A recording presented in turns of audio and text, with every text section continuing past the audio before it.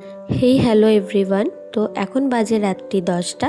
তো আমরা রেডি সেডি হয়ে বেরিয়ে যাচ্ছি সীমাদের বাড়িতে, কারণ সীমাদের বাড়িতে আজকে হচ্ছে লক্ষ্মী পুজো। তো সেখানে আমাদেরও ইনভাইট ছিল।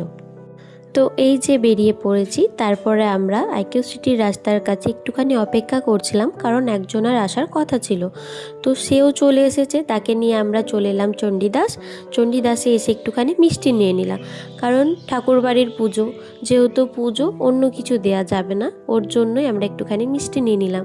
আর শুনেছি চণ্ডীদাসের পূর্ণিমা সুইটসে মিষ্টির কোয়ালিটি কিন্তু খুবই সুন্দর হয়, ওর জন্য আমরা একটুখানি মিষ্টি নিয়ে তারপরে আমরা চলে এলাম সীমাদের বাড়ি। আর বাইরের থেকে যে কি সুন্দর লাগছিল ওদের বাড়িটা দেখতে, কি আর বলবো। আমি তো ঢুকতে না ঢুকতেই রাজাদাকে বলেই ফেললাম যে তোমাদের বাড়ি থেকে দেওয়ালি, যে এত লাইট লাগিয়েছো, কিন্তু খুবই সুন্দর লাগছিল। তারপরে আমি মিষ্টিটা আন্টিকে দেখতে না পেয়ে সীমার হাতে দিতে যাচ্ছিলাম, দেখছি সীমা কোনো একটা কাজ করছে। তো আমি সাইডে রেখে দিয়ে সীমা আমাকে বলছে যে তোরা প্রচণ্ড লেট করে আসিস।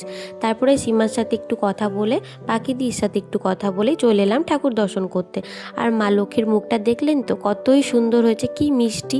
তারপরে ওই যে সীমার শাশুড়ি মানে আন্টি আর মামার সাথে একটু কথা বলে চলে এলাম খেতে।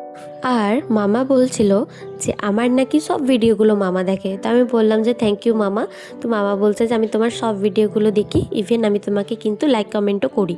তো তারপরে আমরা একটুখানি কথা টথা বলে এই যে বসে পড়লাম টেবিলে খাবার খেতে। তো এখানে সীমা কিন্তু অনেকটা ক্লান্ত হয়েছিল। সীমা কিন্তু ক্লান্ত থাকার পরেও অতিথি আপ্যায়নটা কিন্তু বেশ ভালোই করেছে। শুধু সীমা নয়, রাজাদা, আন্টি মানে সীমার শাশুড়ি, খুবই সুন্দর ব্যবহার তাদের।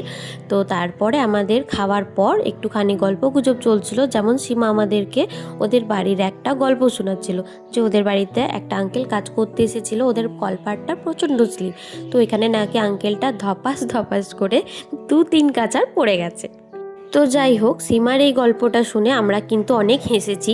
হাসার পর অনেক গল্পগুজব হলো, এবারে পালা আমাদের বাড়ি যাওয়ার।